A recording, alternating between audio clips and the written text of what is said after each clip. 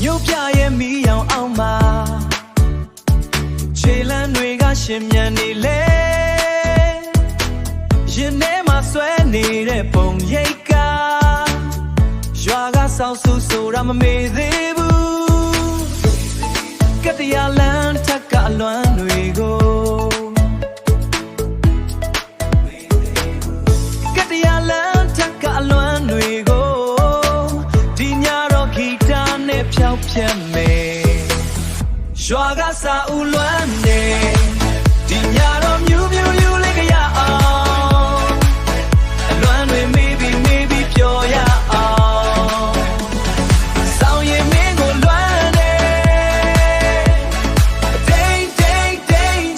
မြူးမြူးယူလေးကရအောင်ရအောင်ခြေလက်ကလေးညနန်းတွေတတိယတဲ့မြို့ကြီးရဲ့အပူထဲမင်းနဲ့တူလျှောက်ခဲ့တဲ့လမ်းအခုတော့အဝေးကနေလွမ်းနေရဒီတစ်ချက်တန်ကငါတို့ရဲ့တန်တာပဲဒီစီချက်တိုင်းခဏမေးပဲဒီစီချက်တိုင်းခဏမေးတာရွာကစာဦးလွမ်းနေဒီညတော့မြူးမြူးယူလေးကရအောင်အလွမ်းတွေမေးပြီးပျော်ရအောင်ဆောင်းရင်မင်းကိုလွမ်းနေဒိန်ချိန်မြူးမြူးယူလေးကရအောင်ရအောင်ဆောင်းမင်းချလာ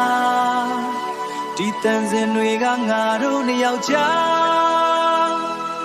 လွမ်းကို